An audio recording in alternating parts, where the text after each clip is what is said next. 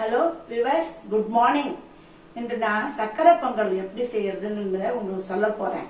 இதுக்கு தேவையான பொருட்கள்: அரிசி 2 டம்ளர் அரிசி, 1 டம்ளர் பயத்தம்பருப்பு, 3 டம்ளர் வெல்லம், நெய், பொங்கலுக்கு ஏத்த நெய், 1 டம்ளர் பால், ஏலக்காய்.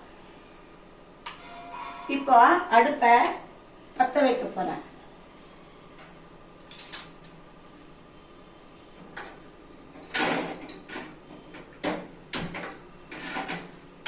இப்போ அரிசியும் பயத்தம்பருப்பையும் ஒன்னா கலந்து கொஞ்சம் நெய்யை குத்தி வறுக்க போறேன். சக்கரை பொங்கல் மணமா இருக்கும், வறுத்து பண்ணா மணமா இருக்கும். சில பேர் அரிசியும் பயத்தம்பருப்பையும் தண்ணியில கலந்து கொஞ்ச நேரம் ஊற வச்சுட்டு பண்ணுவாங்க. இது இந்த முறையிலையும் செய்யலாம்.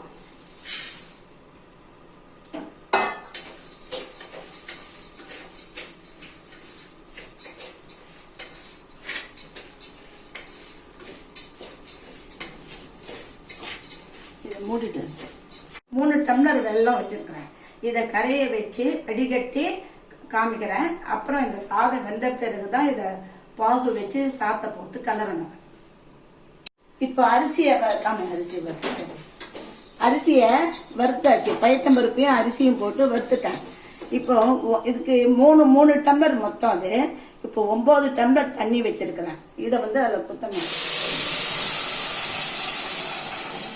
குத்தி ஒரு கலரிட்டு குக்கரை மூடிடணும். பிறகு அது 10 நிமிஷம் 15 நிமிஷம் ஆகும் இந்த வேகத்துக்கு. நல்லா குழைய வேகணும். அப்பதான் சக்கரை பொங்கல் நல்லா இருக்கும். பார்த்தீங்களா, பொங்கல் நல்லா குழைய வெந்துடுத்து. இதை நல்ல கரண்டியால் நல்லா மசிக்கணும். அதாவது சாதம் 3 விசில் வைப்போம். ஆனா இந்த பொங்கல் சக்கரை பொங்கல் நல்லா குழைய வேகணும். அதனால 6 விசில் வச்சிருக்கேன் நான். எப்படி இருக்கு பாருங்க, நல்லா குழைய வெந்துடுது. இப்போ அடுத்தது வெல்லத்தை கரைச்சி வடிகட்டி வச்சிருக்கிறேன்.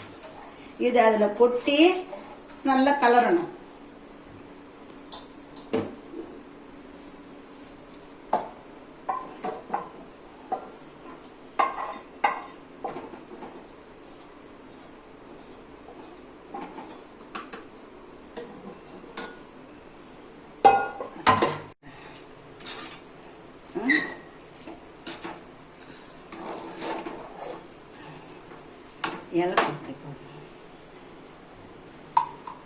ஏலக்காய் பொடி எல்லாம் ஒரு ஸ்பூன் போடணும். அப்பதான் நல்லா இருக்கும். அது 1 ஸ்பூன் வச்சிருக்கிறேன்.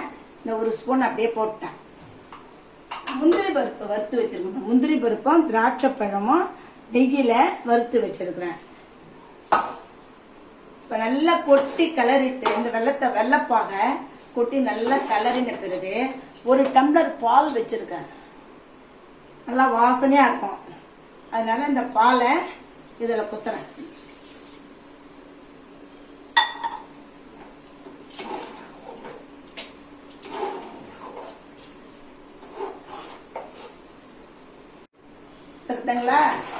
நல்லா கலரிட்டேன். தலை எப்படி இருக்கு பாருங்க சக்கரை பொங்கல். இப்படிதான் இருக்கணும். சக்கரை பொங்கல்ன்றது தலை இருக்கணும். கொஞ்ச நேரம் ஆச்சுன்னா கொஞ்சம் இழுத்துக்கும். இப்ப சுட நல்லா வச்சுட்டு நல்லா நெய்யை குத்திட்டு சாப்பிட்டா ரொம்ப பிரமாதமா இருக்கும். இதுல மேல முந்திரி பருப்பை போட்டு கொஞ்சம் முந்திரி பருப்பு பழம் போட்டு நல்லா கலரி விட்டுறேன் பாருங்க.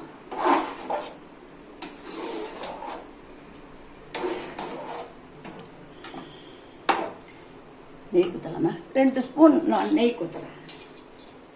நெய் எவ்வளவு குத்துறோமோ அப்பதான் சக்கரை பொங்கல் நல்லா இருக்கும். கமன்னு வாசனையா நல்லா இருக்கும். நெய்யில தான் இருக்கு சக்கரை பொங்கல்.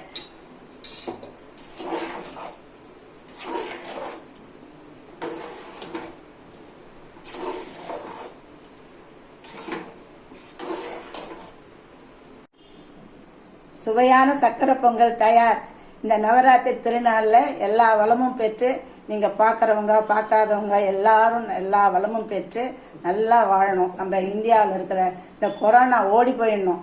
மக்கள்லாம் நல்லா சந்தோஷமா பொங்கலை கொண்டாடணும். இது இந்த இப்போ நான் செய்திருக்கிற சக்கரை பொங்கலை நீங்கள் பார்த்து நீங்களும் வீட்டில் செய்து பாருங்க. அப்புறம் சுவைத்து பாருங்க. கமெண்ட்ஸ் கொடுங்க, லைக் பண்ணுங்க, ஷேர் பண்ணுங்க, சப்ஸ்கிரைப் பண்ணுங்க. வணக்கம்.